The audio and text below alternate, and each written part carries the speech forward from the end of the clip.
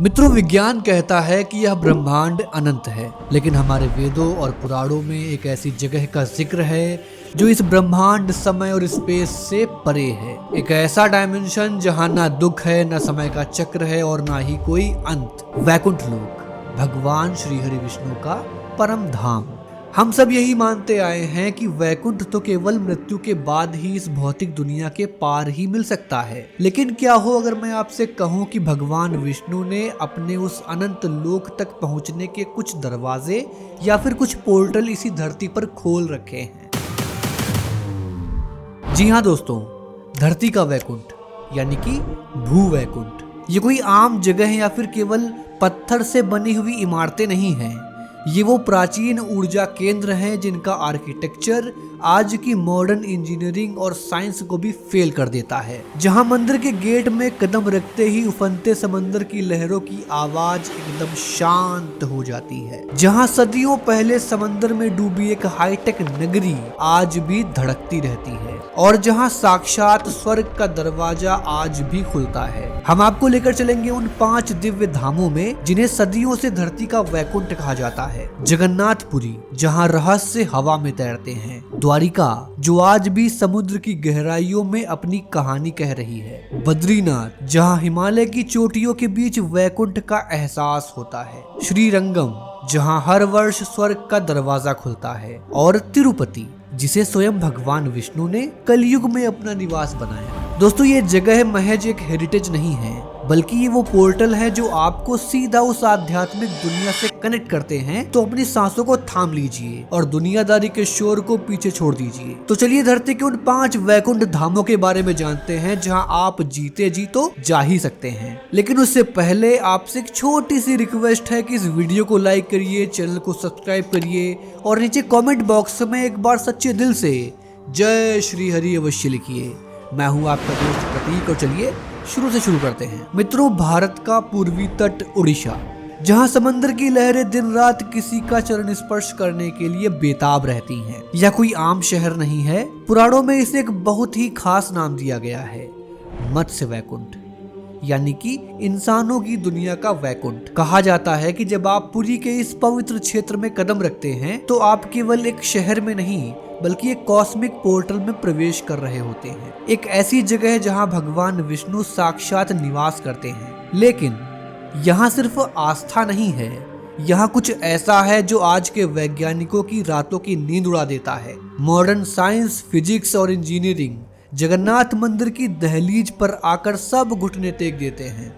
क्या ये सच में वैकुंठ का कोई दरवाजा है? आइए इस मत्स्य वैकुंठ के उन रहस्यों के पर्चे खोलते हैं जिन पर शायद आप यकीन न कर पाएं। दोस्तों, विज्ञान का एक बहुत ही बेसिक नियम है, जिस दिशा में हवा चलेगी कोई भी हल्की चीज उसी दिशा में उड़ेगी। लेकिन मत्स्य वैकुंठ में यह नियम लागू नहीं होता। जगन्नाथ मंदिर के शिखर पर लगा झंडा हमेशा हवा की विपरीत दिशा में लहराता रहता है। आज तक दुनिया का कोई भी एरोडायनामिक्स एक्सपर्ट या समझ नहीं पाया कि ऐसा क्यों होता है। इस झंडे के ठीक नीचे है नील चक्र। अष्ट धातु से बना यह चक्र अपने आप में एक इंजीनियरिंग मास्टरपीस है। आप पूरी शहर के किसी भी कोने पर खड़े होकर इसे देख लीजिए, आपको हमेशा ऐसा लगेगा कि यह चक्र सीधा आपकी तरफ ही देख रहा है। लेकिन इस चक्र का सबसे बड़ा रहस्य इसके निर्माण में नहीं है, बल्कि इस पर उकेरी गई एक आकृति में छिपा है। मित्रों, ध्यान से देखिए, यह कोई आम जानवर या फिर इंसान नहीं है।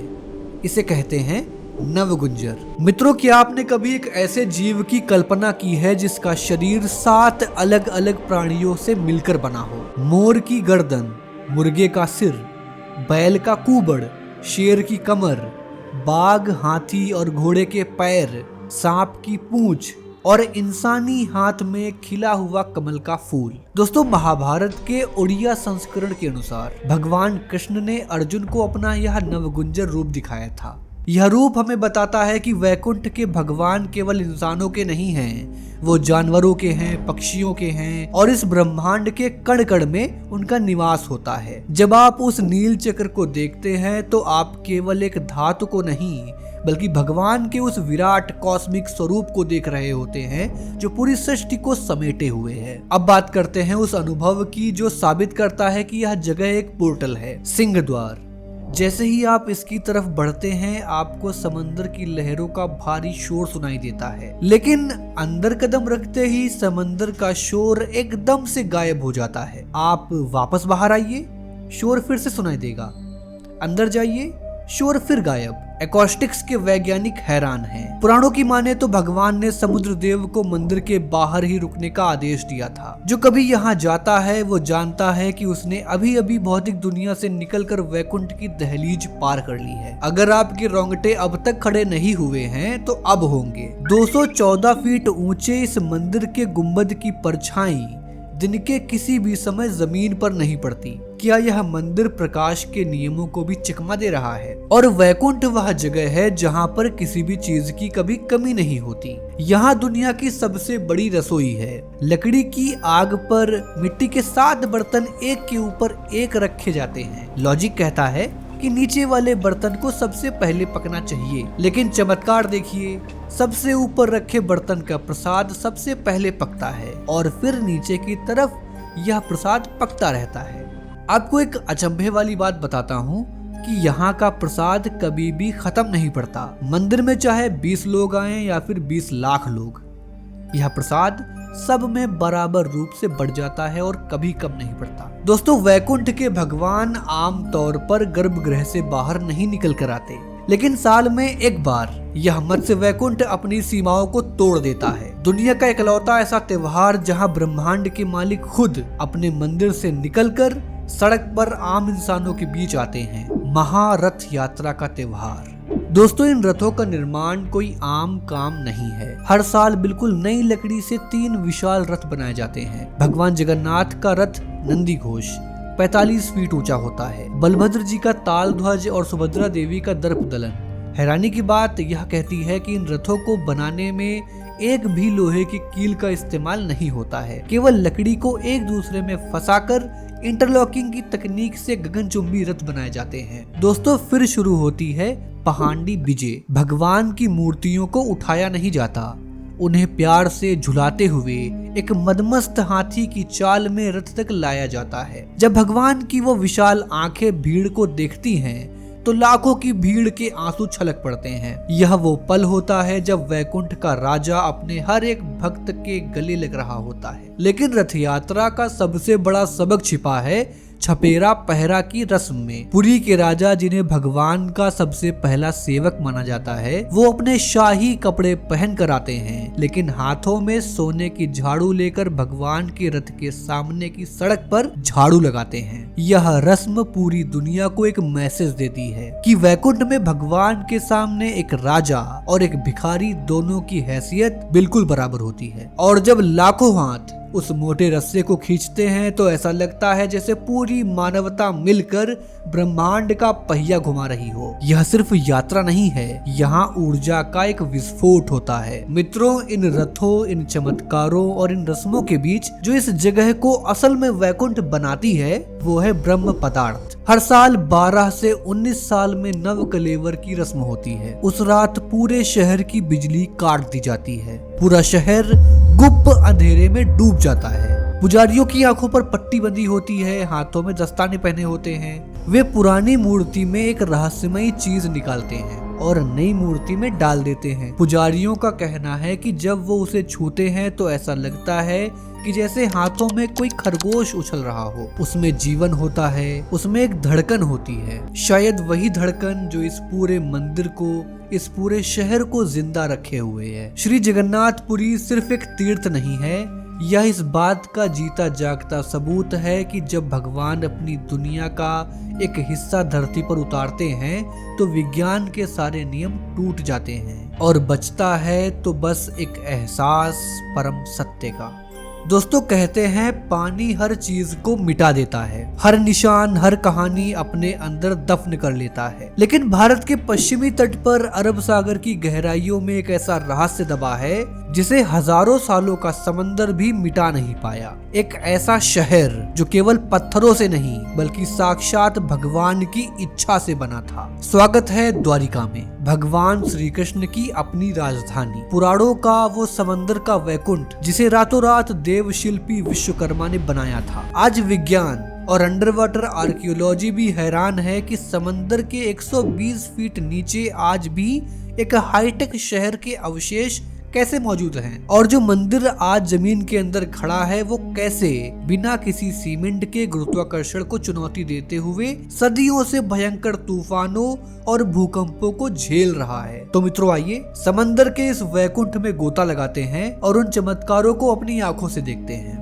दोस्तों, दशकों तक दुनिया यही मानती आ रही थी कि द्वारिका नगरी केवल एक माइथोलॉजी है, एक कहानी है। लेकिन 1980 के दशक में जब marine archaeologist doctor SR Rao ने अरब सागर में गोता लगाया तो विज्ञान की दुनिया में भूचाल आ गया। समंदर के नीचे उन्हें एक पूरा का पूरा शहर मिला, बिल्कुल वैसी ही ग्रिड प्लानिंग, वैसे ही चौड़े रास्ते और वैसे ही विशाल बंदरगाह जैसे महाभारत में लिखा था। लेकिन जो चीज सबसे ज्यादा रोंगटे खड़े करने वाली थी वो थी एक मुहर। महाभारत के हरिवंश पुराण में लिखा है कि भगवान श्री कृष्ण ने नियम बनाया था कि द्वारिका में प्रवेश करने वाले हर इंसान के पास एक खास पहचान पत्र होना चाहिए, यानी कि मुहर, जिस पर 3 सिर वाले जानवर की तस्वीर हो। और आर्कियोलॉजिस्ट को समंदर के ठीक उसी हिस्से से बिल्कुल वैसी ही मुहरें मिली थी। यह कोई इत्तेफाक नहीं था, यह इस बात का सबसे बड़ा सबूत था कि यह वही जगह है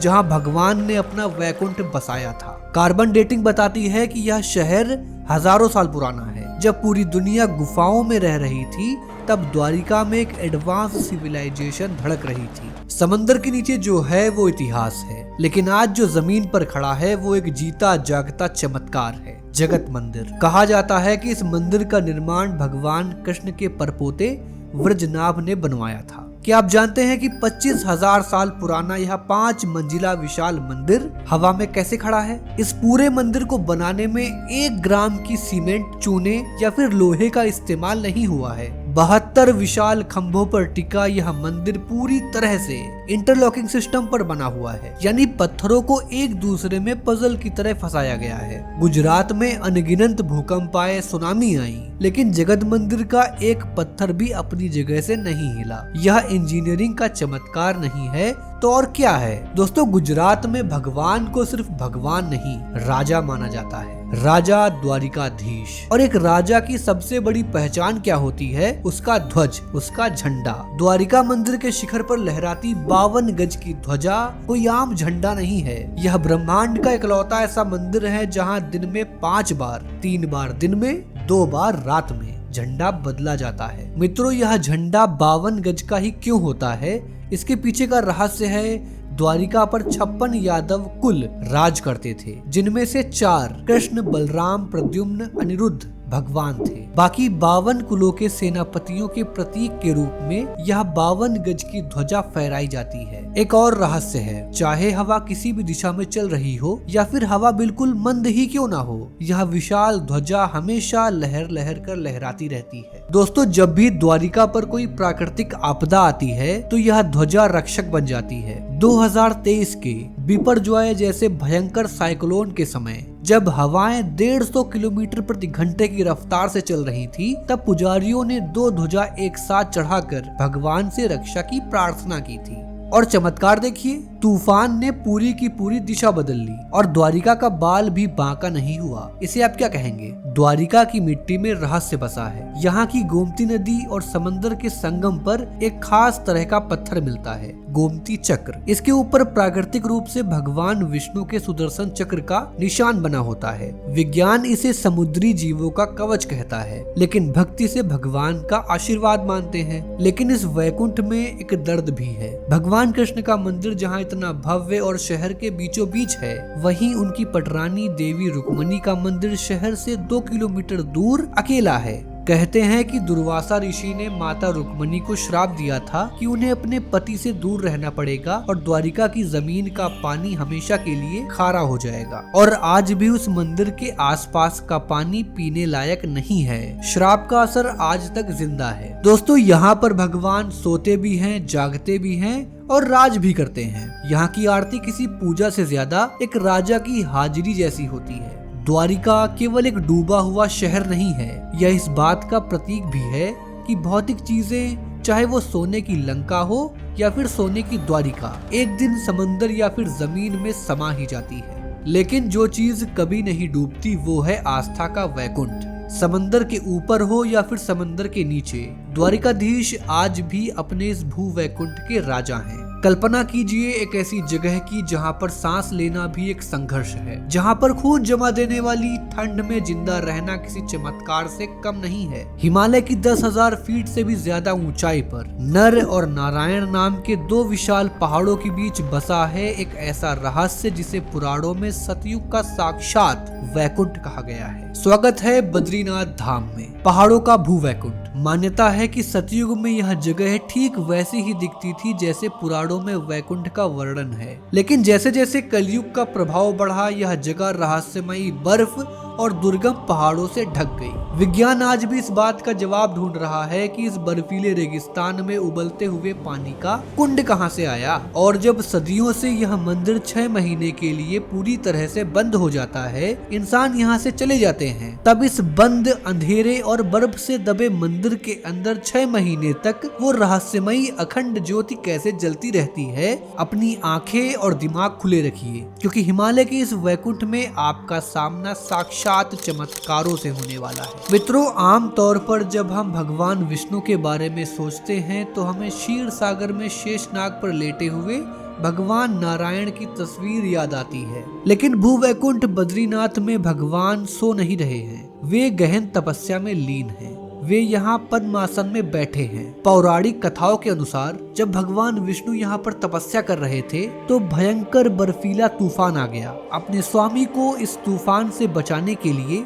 माता लक्ष्मी ने खुद को एक बेरी या फिर बदरी के पेड़ में बदल लिया और भगवान के ऊपर एक छाते की तरह खड़ी हो गई। सालों बाद जब भगवान ने आंखें खोली तो देखा कि माता लक्ष्मी बर्फ से पूरी तरीके से ढक चुकी हैं। उनके इस बलिदान को देखकर भगवान ने इस जगह का नाम बद्रीनाथ रख दिया, यानी कि बद्री के नाथ, माता लक्ष्मी के नाथ। लेकिन सबसे बड़ा चमत्कार इस मूर्ति में है। यह कोई इंसान द्वारा तराशी गई मूर्ति नहीं है, यह एक स्वयंभू शालिग्राम पत्थर है। 8वीं सदी में आदि गुरु शंकराचार्य ने इसे नजदीक के नारद कुंड से निकाला था। विज्ञान के अनुसार शालिग्राम पत्थर केवल गंडकी नदी में मिलते हैं, तो फिर यह विशिष्ट अष्टभुज शालिग्राम हिमालय की इस ऊंचाई पर कैसे प्रकट हुआ, यह आज भी एक रहस्य है। दोस्तों, बद्रीनाथ का पानी अक्सर शून्य से नीचे चला जाता है। हड्डियां गला देने वाली इस ठंड में अलकनंदा का पानी बर्फ जैसा जमा देने वाला होता है, लेकिन इसी बर्फ जैसे ठंडे पानी से महज कुछ ही दूरी पर मौजूद है तप्त कुंड। मित्रों, इस कुंड का पानी हमेशा उबलता रहता है। इसका तापमान पूरे साल 55 डिग्री सेल्सियस के आसपास रहता है। भूवैज्ञानिक कहते हैं कि यह जियोथर्मल एनर्जी या फिर गंधक का कमाल है। लेकिन कमाल की बात यह है कि इस पानी में गंधक की वो तीखी बदबू नहीं आती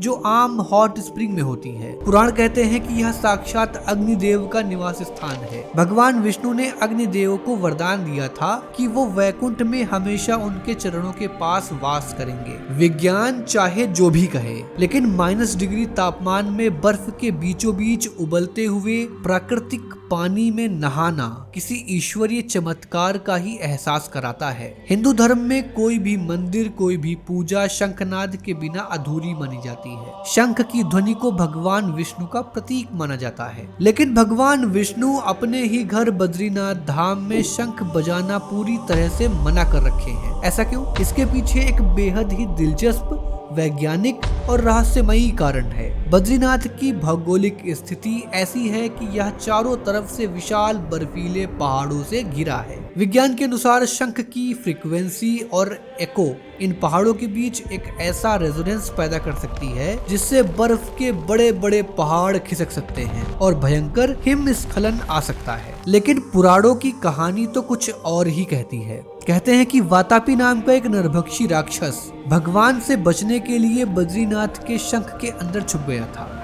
इसलिए अगर यहाँ शंख बजाया गया तो वो राक्षस फिर से बाहर आ जाएगा। वजह चाहे विज्ञान की हो या फिर पुराणों की, लेकिन बद्रीनाथ के इस भूवैकुंठ का सन्नाटा आपको एक ऐसी रहस्यमय शांति देता है जो विज्ञान में और कहीं नहीं मिलती। मित्रों, अब हम आते हैं उस चमत्कार पर जिसका जवाब आज तक कोई नहीं दे पाया। सर्दियां आते ही दिवाली के कुछ ही दिन बाद बद्रीनाथ धाम के कपाट 6 महीने के लिए बंद कर दिए जाते हैं। पूरा का पूरा शहर खाली हो जाता है, इंसान नीचे आ जाते हैं और यह पूरा धाम 10 से 15 फीट की मोटी बर्फ के नीचे दब जाता है। मंदिर को बंद करने से पहले रावल यानी कि पुजारी भगवान की मूर्ति को घी में डुबोकर एक कंबल से ढक देते हैं और सामने एक बड़ा दीपक अखंड ज्योति जलाते हैं जिसमें सिर्फ उतना ही तेल और घी होता है जो आमतौर पर कुछ दिनों तक जल सके। लेकिन 6 महीने बाद जब मई के महीने में कपाट दोबारा खोले जाते हैं तो मंदिर के अंदर गुप्त अंधेरे में वो अखंड ज्योति पूरी शान से जल रही होती है। 6 महीने की बंदिश,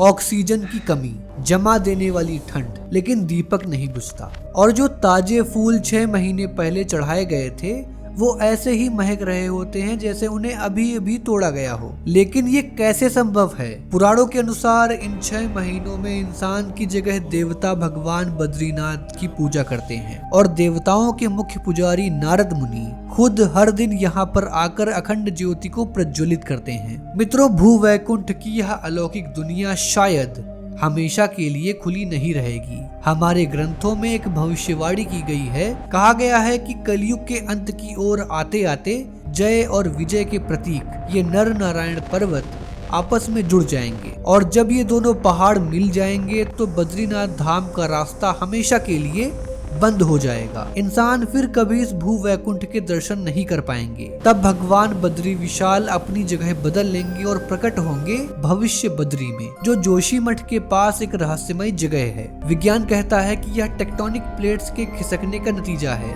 लेकिन आध्यात्म जानता है कि वैकुंठ का रहस्य केवल तब तक ही धरती पर रहता है जब तक धरती उसे संभालने के लायक हो। बद्रीनाथ केवल पत्थरों का मंदिर नहीं है, यह विशाल चमत्कार और ब्रह्मांडीय ऊर्जा का केंद्र है जो हमें यह याद दिलाता है कि धरती पर एक दरवाजा ऐसा भी है जो सीधा स्वर्ग की ओर खुलता है। दोस्तों, अगर मैं आपसे कहूं कि इस धरती पर एक ऐसी जगह है जिसे खुद वेदों ने, भगवान ने और इंसानों ने ऑफिशियली वैकुंठ का दर्जा दिया हुआ है, तो आप क्या यकीन करेंगे? दक्षिण भारत के तमिलनाडु में 2 नदियों के बीच बसे एक द्वीप पर मौजूद है दुनिया का सबसे बड़ा काम करने वाला हिंदू मंदिर, श्री रंगनाथ स्वामी मंदिर, श्रीरंगम। यह कोई आम मंदिर नहीं है, इसका नाम ही है भूवैकुंठ वैकुंठम, यानी कि धरती पर साक्षात वैकुंठ। यह वो जगह है जहाँ पर भगवान सो रहे हैं लेकिन उनकी नजर पूरी दुनिया पर है। ये वो जगह है जहाँ विज्ञान आज भी यह नहीं समझ पाया कि बिना किसी केमिकल के 1000 साल पुरानी एक संत की मम्मी आज भी कैसे सुरक्षित है। और सबसे बड़ा रहस्य, यहाँ साल में सिर्फ एक बार एक ऐसा दरवाजा खुलता है जिसे पार करने वाला इंसान जन्म मरण के चक्र से आजाद हो जाता है। तो मित्रों, अपनी आंखें खुली रखिए क्योंकि अब हम प्रवेश कर रहे हैं 7 डायमेंशंस को पार करके ब्रह्मांड के सबसे बड़े भूवैकुंठ में। विज्ञान कहता है कि हम 3D यानी कि 3 डायमेंशनल दुनिया में रहते हैं, लेकिन हमारे ऋषियों ने हजारों साल पहले ही मल्टीवर्स और कई डायमेंशंस की बात कह दी थी। श्रीरंगम का आर्किटेक्चर इसी ब्रह्मांडीय रहस्य का ब्लूप्रिंट है। इस पूरे शहर को 7 परकोटो यानी कि प्रकार में बांटा गया है, यानी कि मंदिर के गर्भगृह तक पहुंचने के लिए आपको 7 विशाल दीवारों को पार करना होता है। यह डिजाइन कोई इत्तेफाक नहीं है। हिंदू आध्यात्म के अनुसार ये 7 दीवारें हमारे शरीर के 7 चक्रों के प्रतीक हैं और ब्रह्मांडीय स्तर पर ये वो 7 लोक हैं जिन्हें पार करने के बाद ही आत्मा को परमात्मा यानी कि वैकुंठ की प्राप्ति होती है। इस मंदिर के 21 गोपुरम यानी कि गेट इस तरह डिजाइन किए गए हैं कि आप ज्यों-ज्यों मंदिर से अंदर की तरफ बढ़ते जाएंगे दुनिया का शोर कम होता जाएगा और एक गहरी गूंजती हुई शांति आपको अपनी गिरफ्त में ले लेती है। यहाँ का सबसे बाहरी गेट राज गोपुरम एशिया का सबसे ऊंचा गोपुरम है जो 236 फीट ऊंचा है। यह इतना विशाल है कि इसे बनाने वाले इंजीनियर्स आज भी सदियों पुराने इस ग्रेविटी डिफाइंग तकनीक पर हैरान हैं। जब आप सातों चक्र को पार करके सबसे अंदर पहुंचते हैं तो आपका सामना होता है ब्रह्मांड के राजा से। लेकिन भगवान रंगनाथ यहाँ पर खड़े नहीं हैं, वो एक शाही अंदाज में लेटे हुए हैं। लेकिन यह मूर्ति यहाँ पर कैसे आई, इसके पीछे रामायण का एक गहरा रहस्य है। कहा जाता है कि जब विभीषण लंका लौट रहे थे तो भगवान राम ने उन्हें भगवान विष्णु की यहाँ स्वयंभू यानी कि अपने आप प्रकट हुई मूर्ति तोहफे में दी थी। लेकिन एक शर्त थी कि इसे जहाँ भी जमीन पर रखोगे या वहीं हमेशा के लिए स्थापित हो जाएगी। विभीषण श्रीरंगम के इसी द्वीप पर रुके और स्नान करने के लिए मूर्ति जमीन पर रख दी। जब उन्होंने वापस आकर मूर्ति उठानी चाही तो मूर्ति का 1 इंच भी नहीं हिला, वह धरती के कोर से जुड़ चुकी थी। विभीषण रोने लगे। तब भगवान रंगनाथ ने मुस्कुराकर कहा, मैं यहीं रहकर इसी धरती को वैकुंठ बनाऊंगा। लेकिन मेरे भक्त विभीषण, तुम निराश मत हो, मेरी नजर हमेशा तुम्हारी लंका पर रहेगी। और दोस्तों, यही वजह है कि आज भी दुनिया के सबसे ज्यादा मंदिरों के विपरीत श्रीरंगम में भगवान की मूर्ति पूर्व या फिर उत्तर की बजाय दक्षिण दिशा यानी कि लंका की ओर देखती हुई लेटी हुई है। विज्ञान इसे एक भारी ग्रेनाइट स्टोन कह सकता है, लेकिन यह साक्षात भगवान का वादा है जो आज भी कायम है। अब मैं आपको जो बताने जा रहा हूँ वो शायद आपके रोंगटे खड़े कर दे। इजिप्ट की मम्मी के बारे में आपने सुना ही होगा, जिन्हें ढेरों केमिकल्स लगाकर सुरक्षित रखा जाता है। लेकिन श्रीरंगम मंदिर में एक कोने में 1000 साल पुराना एक रहस्य आज भी पद्मासन लगाए बैठा है। यह कोई पत्थर की मूर्ति नहीं है, यह 11वीं सदी के महान संत श्री रामानुजाचार्य का असली भौतिक शरीर है। 1137 एडी में जब उन्होंने अपना शरीर त्यागा तो उनके भक्तों ने उन्हें दफनाया या फिर जलाया नहीं, बल्कि उनके आदेश पर उनके शरीर को इसी मंदिर में स्थापित कर दिया गया। सबसे बड़ी हैरानी की बात क्या है, आज 1000 साल बाद भी इस शरीर पर किसी भी तरह के केमिकल या फिर फॉर्मेल्डिहाइड का इस्तेमाल नहीं किया गया है। साल में सिर्फ 2 बार इस शरीर पर कपूर और केसर का लेप लगाया जाता है। बायोलॉजी और साइंस आज तक इस रहस्य को सुलझा नहीं पाए हैं कि एक इंसान का शरीर 1000 सालों तक खुले वातावरण में सड़ने से कैसे बचा हुआ है। यहाँ तक कि अगर आप ध्यान से देखें तो आपको उनके नाखून भी दिखाई देंगे। यह भूलोक वैकुंठम के सबसे बड़े चमत्कारों में से एक है। और अब बारी है उस ब्रह्मांडीय पोर्टल की जिसका इंतजार लाखों लोग साल भर करते हैं। मंदिर के उत्तरी घेरे में एक दरवाजा है जो साल के 364 दिन बंद रहता है। इसे कहते हैं परम पद वासल यानी कि स्वर्ग का रास्ता। हर साल भू वैकुंठ एकादशी के दिन जो दिसंबर या फिर जनवरी में आता है, यह दरवाजा खोला जाता है। जो भी इंसान वैकुंठ एकादशी के दिन इस दरवाजे को पार करता है वो जन्म और मरण के इस सांसारिक चक्र से हमेशा के लिए आजाद हो जाता है। उसे सीधा सीधा मोक्ष प्राप्त होता है। और जब भगवान रंगनाथ खुद इस दरवाजे के बाहर आते हैं तो उनकी चाल देखने लायक होती है। इसे वैयाली कहते हैं। पालकी उठाने वाले सेवक कभी एक घोड़े की तरह है तो कभी एक मस्त हाथी की तरह घूमते झूमते हुए चलते हैं। उस वक्त ऐसा लगता है कि जैसे भगवान खुद खुशी से नाचते हुए अपने वैकुंठ से बाहर निकल कर आए हों अपने भक्तों से मिलने के लिए। यह नजारा देखकर वहां खड़े लाखों लोगों की आंखों में आंसू आ जाते हैं। दोस्तों, श्रीरंगम मंदिर सिर्फ पत्थरों को जोड़कर बनाया गया एक ढांचा नहीं है, यह एक जीती जागती सांस लेती हुई दुनिया है। यहाँ पर एक ऐसी जगह है जहाँ विज्ञान के सारे नियम खत्म हो जाते हैं और समर्पण का आभा मंडल शुरू हो जाता है। जहाँ 1000 साल पुराना शरीर आज भी समय को चुनौती दे रहा है। जहाँ पर 7 दीवारें हमें यह सिखाती हैं कि परमात्मा तक पहुँचने के लिए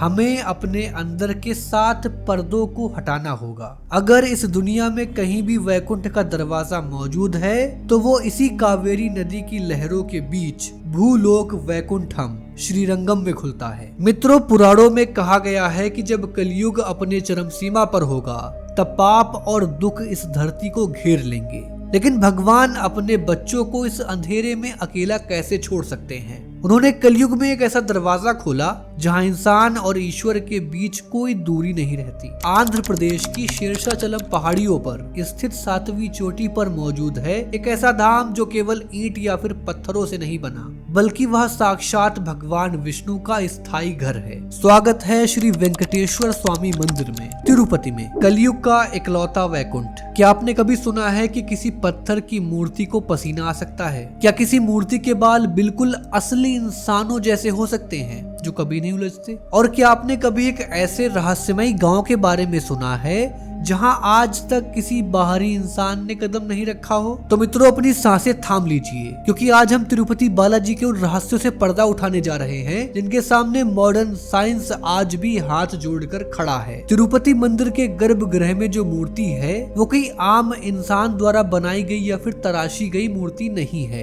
यह मूर्ति स्वयंभू है, यानी भगवान खुद इस रूप में जमीन पर प्रकट हुए हैं। लेकिन जो चीज वैज्ञानिकों को हैरान करती है वो है इस मूर्ति का जीवंत होना। तिरुमला पहाड़ी का तापमान अक्सर ठंडा रहता है, लेकिन गर्भगृह के अंदर विराजमान भगवान बालाजी की मूर्ति का तापमान हमेशा 110 डिग्री फ़ारेनहाइट के करीब रहता है। यह किसी आम इंसान के शरीर के तापमान से भी ज्यादा है। और इससे भी बड़ा चमत्कार, भगवान की मूर्ति को सच में पसीना आता है। हर गुरुवार को भगवान के गहने उतारे जाते हैं और तब पुजारी उनके चेहरे और शरीर से पसीने की बूंदों को रेशम के कपड़ों से पोंछते हैं। क्या कोई पत्थर पसीना छोड़ सकता है? और अगर आप इस मूर्ति की पीठ पर कान लगाएं तो आपको पत्थरों का सन्नाटा नहीं बल्कि समंदर की लहरों का भारी शोर सुनाई देगा। यह वही क्षीर सागर की गूंज है जो वैकुंठ में भगवान विष्णु का असली निवास है। भगवान तिरुपति में खड़े हैं, लेकिन उनका दिल आज भी समंदर की गहराइयों में धड़कता है। एक रसायन होता है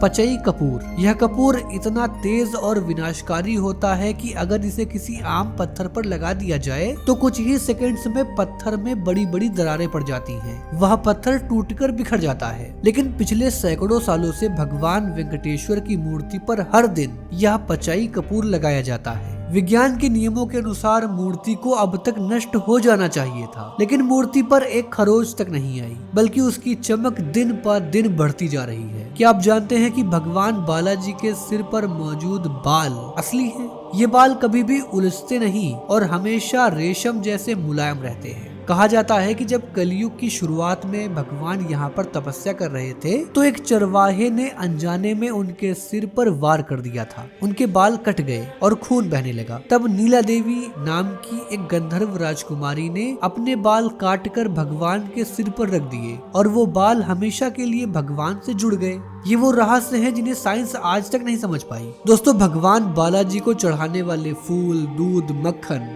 और पवित्र पत्ते आखिर आते कहां से हैं? तिरुपति मंदिर से लगभग 22 किलोमीटर दूरी पर एक रहस्यमयी गांव है। इस गांव का नाम और इसका सही रास्ता वहां के निवासियों को ही पता होगा। इस गांव में बाहरी दुनिया के किसी भी इंसान का जाना सख्त मना है। यहाँ के लोग आज भी बिल्कुल सतयुग जैसे नियमों से जीते हैं। यहाँ की औरतें ब्लाउज नहीं पहनती। यहाँ के लोग कभी जूते चप्पल नहीं पहनते। भगवान के लिए हर चीज पूरी शुद्धता के साथ सिर्फ और सिर्फ इसी गाँव से आती है। और जब गर्भगृह की सफाई होती है तो एक ऐसा नियम है जो दुनिया में कहीं भी और कभी नहीं होता। पुजारी भगवान को चढ़ाए गए फूल और मालाएं भगवान की मूर्ति से ठीक पीछे फेंक देते हैं। वो पलटकर पीछे नहीं देखते। वो कहते हैं कि मूर्ति के पीछे एक अदृश्य रास्ता है जो सीधा वैकुंठ तक जाता है। ये फूल सीधा उसी लोक में जाकर गिरते हैं। दोस्तों, दुनिया तिरुपति को सबसे अमीर मंदिर मानती है, लेकिन क्या आप जानते हैं कि ब्रह्मांड का यह सबसे अमीर भगवान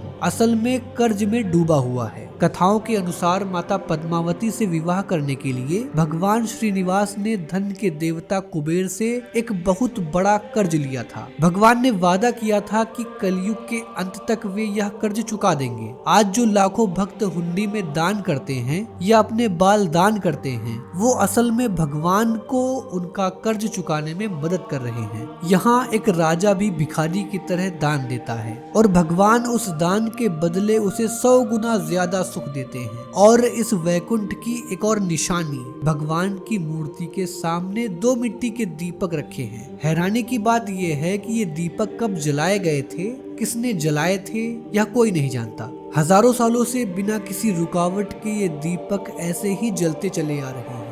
न इनकी लौ कम होती है, न ये बुझते हैं, जैसे खुद भगवान अपनी मौजूदगी का इशारा कर रहे हैं। दोस्तों, तिरुपति बालाजी केवल एक तीर्थ स्थल नहीं है, यह एक अनुकंपा है।